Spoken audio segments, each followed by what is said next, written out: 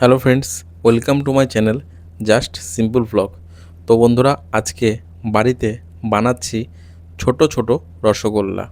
বড় সাইজের রসগোল্লা তো সবাই খেয়েছেন, তো আজকে বাড়িতে বানাচ্ছি ছোট ছোট সাইজের রসগোল্লা। কিভাবে বানাচ্ছি আপনারা দেখতে থাকুন। দুধটাকে ছাঁকনি দিয়ে ছেঁকে নিয়ে তাতে গ্যাসের উপর জাল করতে বসিয়ে দিতে হবে। দুধটা জাল দেওয়া হয়ে গেলে তার থেকে ছানা কাটার জন্য লেবু চিপে নিতে হবে। এবার ওই লেবুর রসটা ওই দুধের মধ্যে দিয়ে দেওয়া হলো। এবার ছানাটা কত সুন্দর কেটে যায় একবার দেখুন।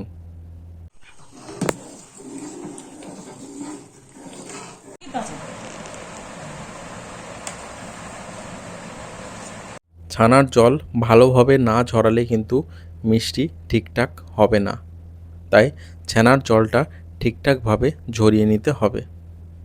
এবার একটা থালার উপরে ছানাটাকে রেখে ছানাটাকে ভালো করে মাখতে হবে। ছানা ছানা যতটা ভালো মাখা হবে মিষ্টি ততটা ভালো হবে। তো বন্ধুরা, ছানা মাখা কমপ্লিট। এবার মিষ্টির গোল গোল করে মিষ্টি তৈরি করতে হবে। এইভাবে ছোট ছোট করে মিষ্টি লেচি কেটে নিতে হবে। যেরকম লুচির ময়দার লেচি কাটতে হয় ঠিক সেই রকমভাবে কেটে নিতে হবে, দিয়ে তারপরে গোল গোল করতে হবে। চলুন সম্পূর্ণ ভিডিওটা দেখতে থাকুন। তো সবগুলো মিষ্টি বানানো কমপ্লিট।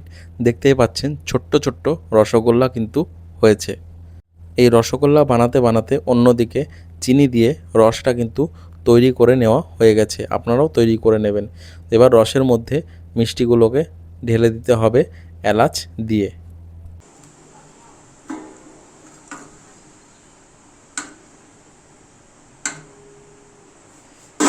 দেখতেই পাচ্ছেন রসে ফোটানোতে মিষ্টিগুলো কতটা সুন্দর ফুলে ফুলে উঠেছে এবং ছোট্ট ছোট্ট রসগোল্লা দেখতে দারুণ লাগছে। খেতে কেমন হয়েছে এবং নরম হয়েছে কিনা আপনাদের আমি দেখাতে চলেছি। তো চিনির রসে মিষ্টি ফোটানো কমপ্লিট। তো মিষ্টি মনে হচ্ছে হয়ে গেছে। তো এবার নামিয়ে দেখা যাক একটা খেয়ে। কড়াই থেকে আমি দুটো ছোট্ট ছোট রসগোল্লা একটা প্লেটে নিয়ে নিলাম। তো দেখা যাক কেমন হয়েছে।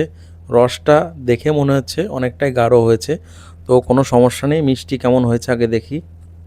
তো দেখতেই পাচ্ছেন মিষ্টি কিন্তু খুব নরম হয়েছে, তার উপরে খুব গরম এবং অসাধারণ। দেখতেই পাচ্ছেন কতটা নরম হয়েছে মিষ্টিটা, এবং খেতেও কিন্তু দারুণ হয়েছিল। ঘরের তৈরি মিষ্টি।